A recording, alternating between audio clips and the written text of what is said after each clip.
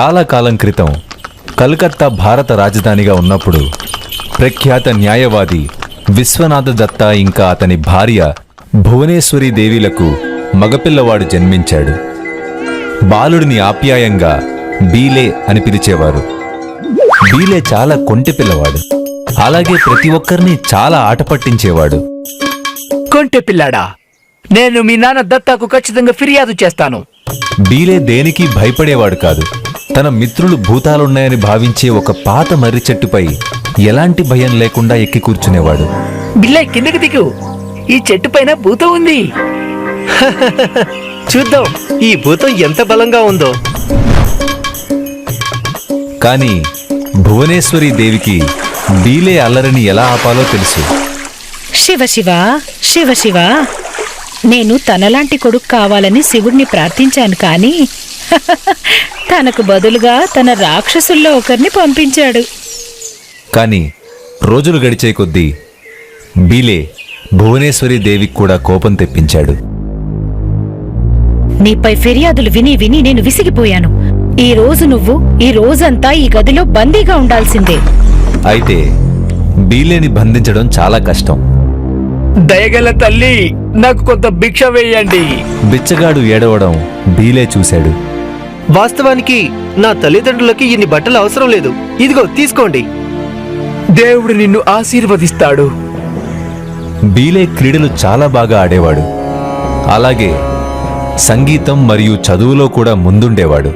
కానీ వీటన్నిటికంటే ధ్యానం అనే ఆట బీలేకి చాలా ఇష్టం. ఈ ఆటలో కళ్ళు మూసుకుని ఎక్కువసేపు కూర్చోగలిగేవాడు విజేత అవుతాడు. ఒకరోజు ఒక వింత సంఘటన జరిగింది.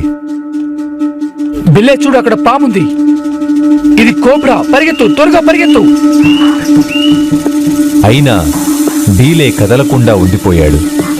ఆ పాము బీలే ముందు ఒక క్షణం నిలబడి అతన్ని ఇబ్బంది పెట్టకుండా వెళ్ళిపోయింది. బీలేకి దేవుడిపైన చాలా నమ్మకం ఉండేది.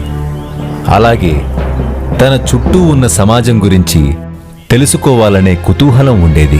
తన తండ్రి విశ్వనాథ్ దత్తా గదిలో బ్రాహ్మిన్, వైశ్య, శూద్ర వంటి వివిధ కులాల కోసం వేర్వేరు హుక్కాలు ఉండేవి. బీలే ఒకరోజు, ఇవన్నీ ఏమిటి? ఇక్కడ ఏం జరుగుతుంది? ఓ, ఏం లేదు. ఇక్కడ వివిధ కులాల కోసం చాలా హుక్కాలు ఉన్నాయి. ఒకరు కులాన్ని ఎలా కోల్పోతారో నేను చూడాలనుకుంటున్నాను.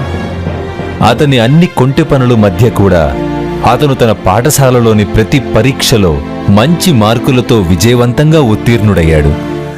అతను ప్రతి దాంట్లో విజయం సాధించినప్పటికీ ఒక్క ప్రశ్న అతనిని వెంటాడుతూనే ఉండేది. దేవుడు ఎవరు?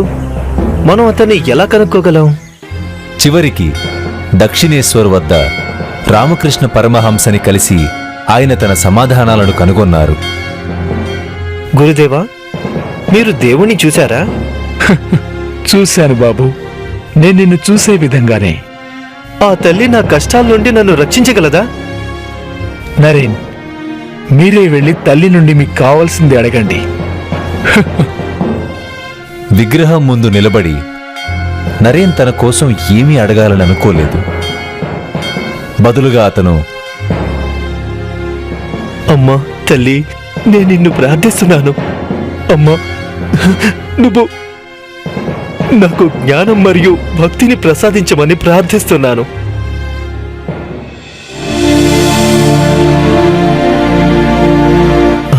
అసలేంటది? రామకృష్ణ పరమహంస మరణం తరువాత నరేంద్రనాథ్ సన్యాసిగా మారిపోయారు. అతను స్వామి వివేకానంద అని పిలువబడ్డారు. 5 ఏళ్ల పాటు అతనికి తెలియని భారతదేశాన్ని తెలుసుకోవటానికి, వివిధ మతాలు మరియు విశ్వాసాల ప్రజలను కలవడానికి భారతదేశ తీర్థయాత్రకు వెళ్లారు. వారందరిలో ఆయన దేవుణ్ణి కనుగొన్నారు. ఆయన పేదలకు, రోగులకు సేవ చేస్తూనే ఉన్నారు. ఆ తరువాత భారతదేశం గురించి ప్రపంచానికి అవగాహన కలిగించే సమయం వచ్చింది. 1893 సంవత్సరంలో స్వామీజీ వరల్డ్ కాంగ్రెస్ ఫర్ రిలీజియన్స్లో పాల్గొనడానికి అమెరికాలోని చికాగోకు వెళ్లారు. హోటల్లో ఉండడానికి డబ్బు లేకపోవడంతో ఆయన ఆ రాత్రంతా ఒక చిన్న పెట్టెలో గడిపారు. ఆయన ఆ సమావేశంలో ప్రసంగించినప్పుడు ఆయన ప్రతి ఒక్కరి హృదయాన్ని మరియు ఆత్మను గెలుచుకున్నారు. Sisters and brothers of America, Swami Vivekananda తన జీవితంలో చాలా మందిని ప్రభావితం చేశారు. అలాగే మనందరికీ గొప్ప సందేశాన్ని మిగిల్చి వెళ్లారు. మనిషికి సేవ చేసేవాడే దేవునికి సేవ చేస్తాడు. మానవ సేవయే మాధవ సేవ.